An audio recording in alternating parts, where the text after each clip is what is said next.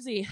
Well, we're good friends. I've known you for I don't know how many years now, but introduce yourself, share a little bit. Your husband, I had the privilege of sharing the bench with him last night, but reintroduce or introduce yourself and what you guys do. So I'm Ann Fox. I'm originally from Winchester, and my husband and I own Fox Urban Farms, and we have 4 kids here in Winchester. Actually, one's in North Carolina now at college, and just try to do as much as we can for our community to make it a better place for everybody to live. Yeah, I love that. And you guys do that so well. You embody that so well. I was telling John last night that when I think of the two of you, the word hospitality comes to mind. And each of your personalities is just very different. But I feel like you guys are such a dynamic couple that's a real go-getter in the community, and the ways that you guys show up and love people is just, I'm so grateful for it, because I know that you don't just support the rescue mission, you support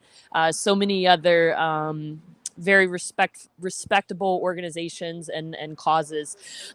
So tell me a little bit about what you do, how you're affiliated kind of with the rescue mission, what roles you do to support us, because you're a volunteer in a lot of different kind of capacities. Yes, and I think about how much has changed in the past year since I sat on the bench with you this time last year, or whatever it was. And, now I get to be involved in helping, raise money for the new rescue mission. And I'm really excited about that. And, speaking of hospitality and stuff, I appreciate that so much. And I think about just going out and talking to people about the rescue mission when you think everybody knows what it is and what you do, right? Yeah. I mean, how can you scream anything what you do from the rooftops and then people go, well, I don't really know. Yeah. But it blows my mind of us as a society of how we just can't embrace everybody in our community and help lift everybody up. Yeah. And that's one thing it's so easy to walk past somebody on the sidewalk and not make eye contact and say hello. I mean, that could change somebody's day 1,000,000%.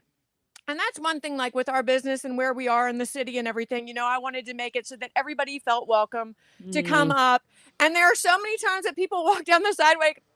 I'm like, hey, how are you? Just because it's all about community. And I mean, our community isn't just people like us. Yeah. It's all different. It's high, it's low. And, I love to come here and serve. I always feel guilty when I leave because I don't clean up. I'm like, this is kind of crazy. I feel like I need to go wash dishes, but I love that part of everybody being involved in it too.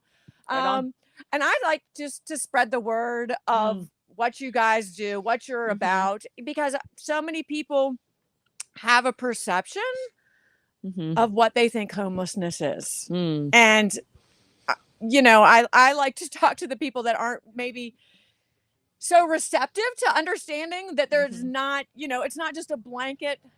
Yeah. You're not, that's just, I don't know. Just something I've really, come into, I think, in the past year, and really just seeing it. And I mean, it's so much more than saying you want to help. Yeah. With every aspect of your life, I think, too. I mean, anybody can sit on the sidelines and complain. Yeah. And a lot of people do that. And, I just think community involvement is huge, no matter where you are. I mean, there's plenty of places you can be involved that help all aspects of it. I think this new facility is going to be amazing for our city. Yeah. Amazing. Yep. I'm so excited. I was walking over there, gosh, now it must have been like 6 weeks ago or 8 weeks ago, with our friend Fritz from Shenandoah University.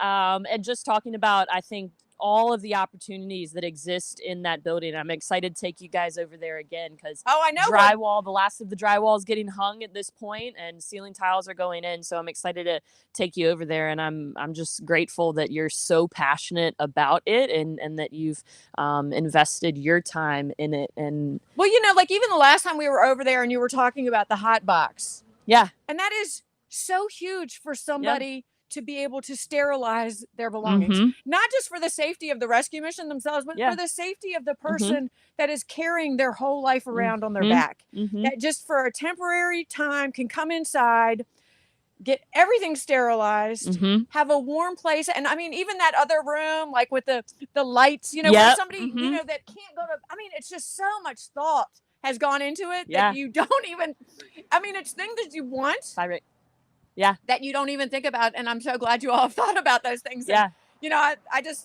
I love to talk about it because I think it's awesome, and other people don't know about it. Mhm. So that's another great thing too. And, I like what you say, you go out there and something happens. I like drive by and I'm like, oh my gosh, it looks Yeah. different. Yep. Like every time I go by, something new is happening, and we've got Brian usually is going over for our weekly, project meetings, and he comes back, and every time he's like, oh well, this big thing is happening. I'm like, wait, like we're that much closer. And so Yes. I'm just so excited, Brandon Thomas was such a big part in really vision casting for this. Our board has continued to really heavily support the project as well as our community. We've seen our city show up in some really creative ways, help us out with some things in that. And really just our team has, like, our team of staff has continued to show up and support and be flexible in that process. Key Construction too. Yeah,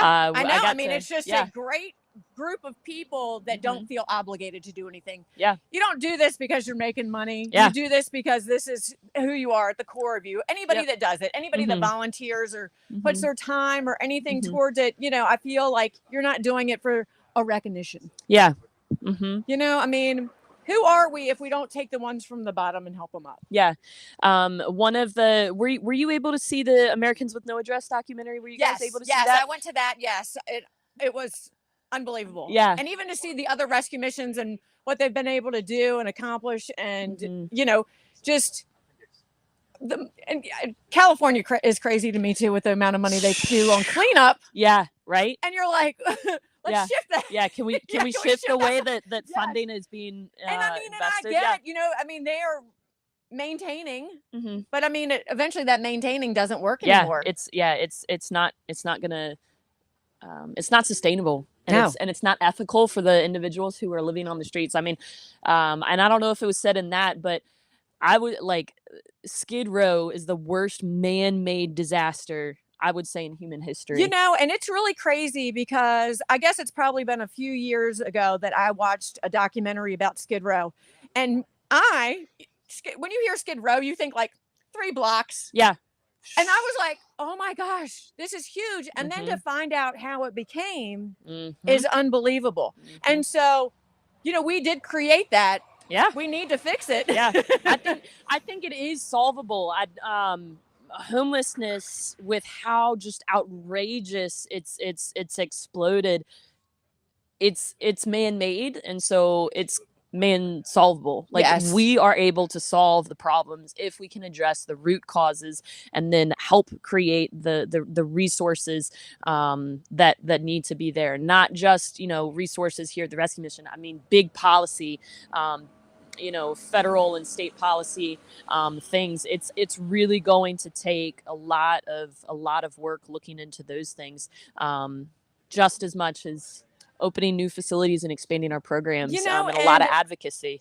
The thing that I love is, the thought of hope.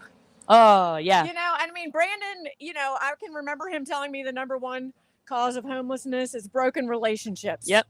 Now, that I had 2 kids live with us, and I could see it. Yeah. I could see how it happens. I could see so easily that, you just turn on it, and it's just, somebody makes somebody mad and they just go on to the next place and stuff like that. And then I can see how that person gets so beat down.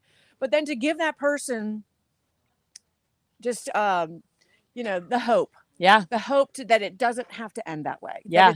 That's not the end. That's not the end all. Yeah. Yeah, that's a big part of our mission statement. I mean, we exist to provide services for individuals who are devastated by the effects of homelessness and poverty, by providing healing from the past, help for the present, and hope for the future. Yes. I think if you have no sense of hope for the future, particularly with such a vulnerable population that for many of them have been told that you are not worthy of anything else. You are your current situation. You are a drug addict. You are lazy. You are a bum. You are homeless. And this is all you will ever amount to. It doesn't matter if you can provide help right? It doesn't matter Yes. if I can feed you. I know. If you have no sense of hope, and this isn't just people who are experiencing homelessness. This It's is all of us, right? yes, it's a lot It of is it a too. Yes. human need for us to see something greater ahead of us. And greater than us. Yeah, and you much. know, and I mean, I think that's a huge thing too. And you know, whatever God you believe in, that just to believe that there's something bigger than us that you know that you answer to, that which also is part of helping. If you don't feel like you answer to anybody, then what does it matter what you do when you're here? It doesn't matter if you help somebody else, because what does that matter? What does it matter? Yeah. You know, and so I think, you know, we've kind of lost that as a society of just a lot of just thinking about ourselves. And I'd love to, you know, be able to rope that back in with a big old, you know, with the hope, you know, that is a huge thing. Yeah. Good. Fritz shows up and the train shows up, and I'm not sure which one's louder. Luckily, I know it's true. Luckily, it's just a little baby train. Right? Yeah. Sure. Is that my cue to get off the bench? Well, Ann, I love you. I love how much you love this community. I love that you're involved in the ways that you are. Again, not just with us, because it's not just Winchester Rescue Missions, you know, issue to tackle, issue to solve. It's really going to take things very holistically. I love that your family, that John is involved within the city that he is. I love that you guys are just heavily involved in things. So well, thank you.